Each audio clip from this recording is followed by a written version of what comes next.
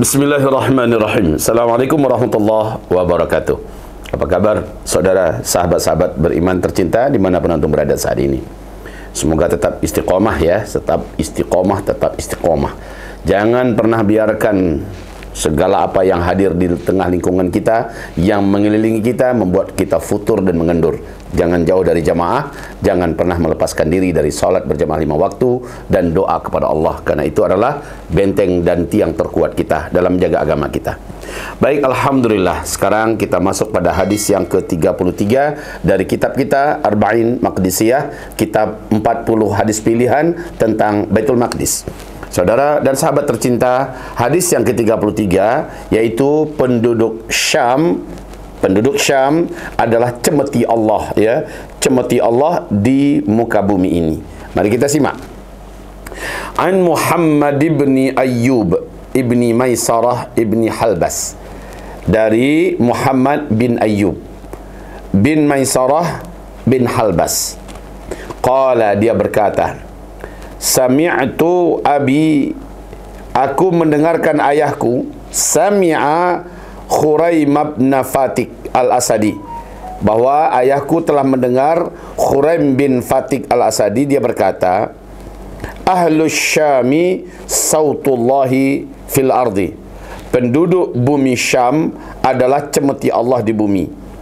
Yantaqimu bihim mimma yasha, dengan penduduk Syam itu Allah akan menyalurkan pembalasan terhadap orang-orang yang Allah kehendaki.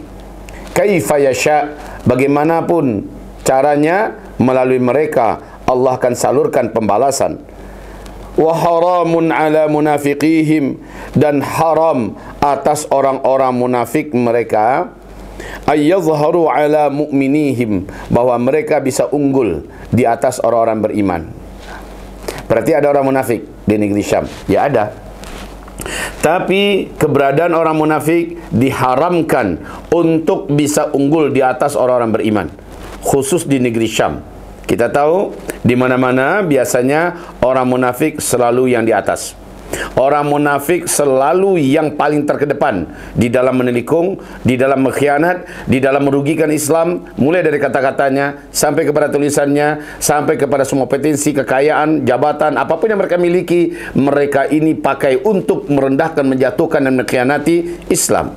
Ini biasanya di mana-mana. Tapi di negeri Syam Allah nyatakan dari hadis barusan ini dinyatakan diharamkan untuk mereka bisa mengungguli atau bisa menang terhadap orang-orang beriman mereka.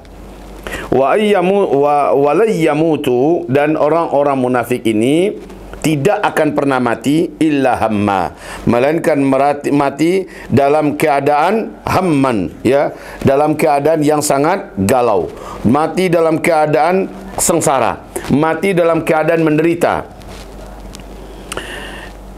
au ghaizan, atau mati dalam keadaan marah. Kenapa marah? Cita-citanya nggak sampai, kemauannya nggak terwujud. Apa yang diharapkan, apa yang ditempuhnya kandas, rencana-rencananya jadi amblas. Jadi mati dalam keadaan marah, wa huznan, dan juga mati dalam keadaan huzun, sedih. Ternyata orang ini menyaksikan pengkhianatannya selama ini, kejahatannya selama ini ya, tidaklah bisa membuatnya untuk bisa bertahan hidup lama, tidaklah bisa membuatnya untuk bisa menikmati kemenangan, untuk bisa menyaksikan pahala yang dijanjikan oleh Allah kepadanya. Tidak akan. Mereka mati dalam keadaan sedih. Kalau orang beriman kan beda. Orang beriman seperti firman Allah, kalau mereka mati, Allah cabut semua kesedihan, Allah hilangkan semua rasa takut. Tapi orang munafik tidak.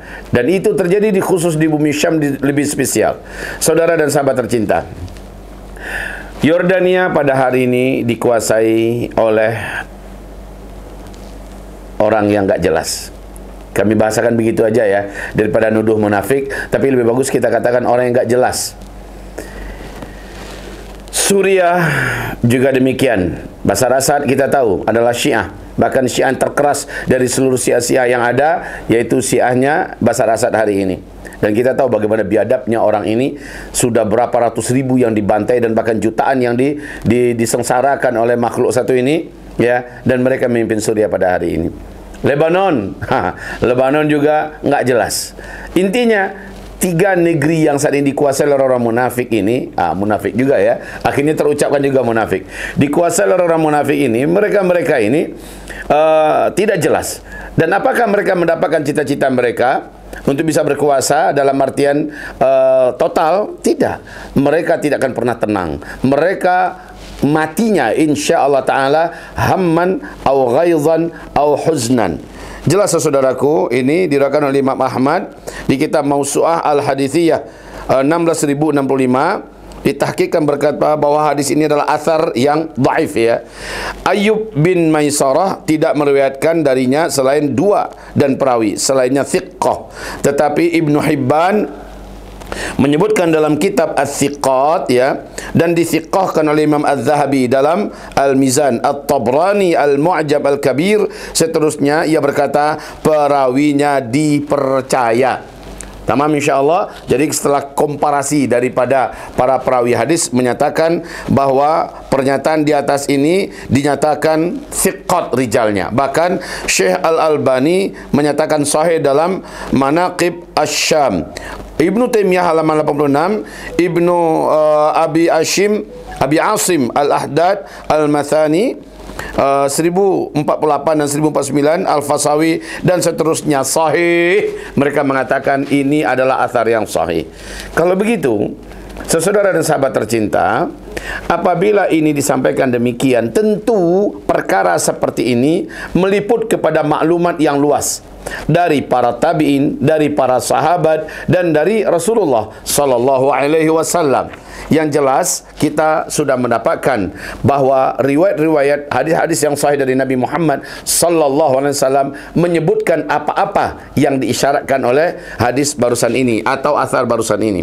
Hayakumullah, mudah-mudahan satu di antara sekian banyak hadis yang akan memberikan kepada kita inspirasi bahwa selama-lamanya orang munafik tidak akan pernah unggul. Tidak di dunia, tidak di alam barzakhnya, tidak di padang mahsyarnya, apalagi di akhirat dalam artian surga nerakanya. Tempat mereka selalu hina. Di dunia mereka hina.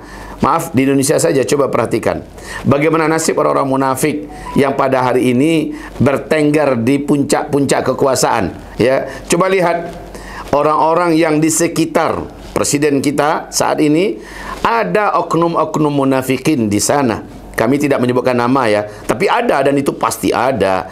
Hanya saja coba lihat nasib mereka. Satu persatu dibongkar oleh Allah aibnya. Satu persatu dibuat oleh Allah hina, dan hidupnya akan selalu hina memang ya.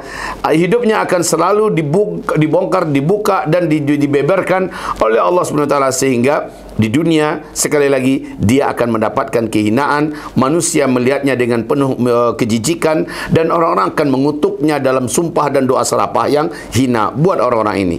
Akhir hayatnya tidak akan jauh daripada hadis ini, hamman ghaizan huznan. Saudara dan sahabat tercinta, ma'adzanallah, ya Allah, lindungi diri ini, lindungilah saudara kami yang mendengar dan menyimak kajian ini, agar mereka bukan termasuk kaum munafikin. Dan memang ya, kalau kajian munafik kita bedah dan kita bahas, maka ini zamannya zaman orang munafik ada paling atas. Di fase keempat ini, orang munafik ada di tingkat yang paling atas.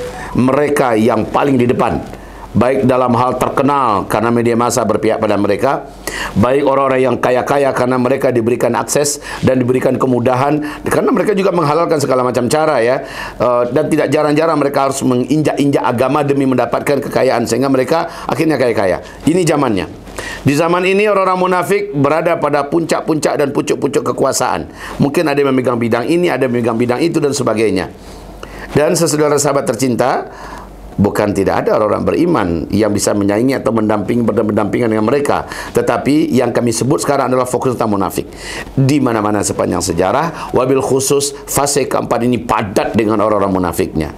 Dan kita dengar kemunculan Dajjal nanti, salah satu pengikut yang akan berbaiat dan bersumpah sujud kepada Dajjal adalah kaum munafikin dari umat Nabi Muhammad sallallahu alaihi wasallam. Tapi negeri Syam istimewa. Negeri Syam yang di dalamnya ada Palestina, dan di situ situ ada Baitul Maqdis, ada Masjidil Aqsa-nya, menjadi tempat di mana orang-orang ini tidak akan bisa unggul. Tidak akan diberi oleh Allah Subhanahu wa taala tempat untuk mereka bisa mereka mewujudkan semua keinginan dan cita-cita mereka, tidak. Mereka akan tetap terhempas dalam kehinaan dan penghinaan, dan mereka tidak akan bisa unggul di atas orang-orang beriman yang bertarung berjuang. Tidak akan. Baru-baru ini kita baru saja mendengarkan berita bahwa para pejuang yang ada di Aleppo, ya, yang ada di Halab, mereka ini, Masya Allah, tetap eksis. Coba antum bayangkan, dari sejak mulainya revolusi yang terjadi di Suria, di mana Ahlus Sunnah wal Jamaah benar-benar diberantas, kematian manusia yang sangat banyak, lebih banyak yang daripada hari ini yang menimpa saudara kita di Palestina. Dan ini tidak bisa kita lupakan. Riwayat dan sejarah, dokumentasi, video dan segala macam lengkap betapa biadabnya rezim Assad ini. Tetapi saudaraku, mereka nggak berhenti.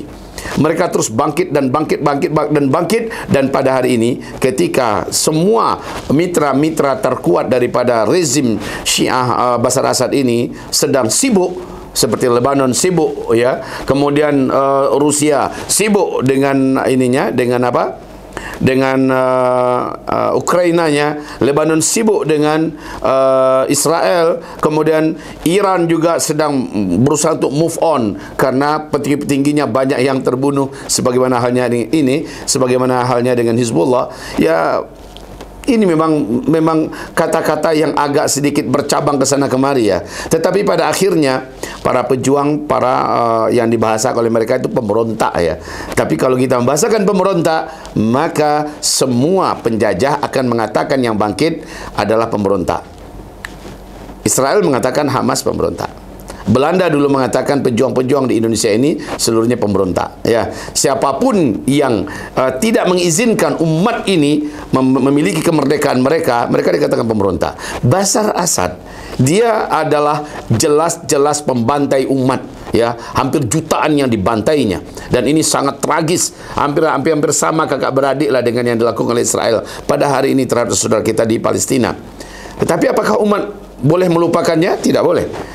Antum semua kita silakan dibuka, ya, semua video-video tentang kekejaman, kebiadaban daripada Bashar Assad ini belum bisa dilenyapkan dari ingatan para pemuda-pemuda yang sekarang tumbuh, ya. Setelah sekian belas tahun mereka tumbuh, teringat oleh mereka bagaimana mama mereka, bagaimana ibu mereka, umi mereka, ayah mereka, paman mereka, adik mereka yang dibantai dengan secara ganas oleh Bashar Assad ini. Saudara-saudaraku, belum pernah lupa. Dan kami pada masa itu, saat itu masih dalam kondisi yang fit-fitnya, ya. Ingatan kami masih segar-segarnya, dan rekaman kami masih ada yang menyimpan tentang betapa rezim Bashar Assad ini sangat biadab. Jadi mereka bangkit dan mereka tidak pernah menyerah. Hari ini mereka diizinkan oleh Allah Subhanahu wa taala di saat semua pihak yang selama ini memberikan dukungan dan kekuatan kepada pemerintah biadab ini lengah karena mereka disibukkan oleh hal yang khusus untuk mereka, akhirnya dimanfaatkan oleh para pejuang untuk kembali menguasai apa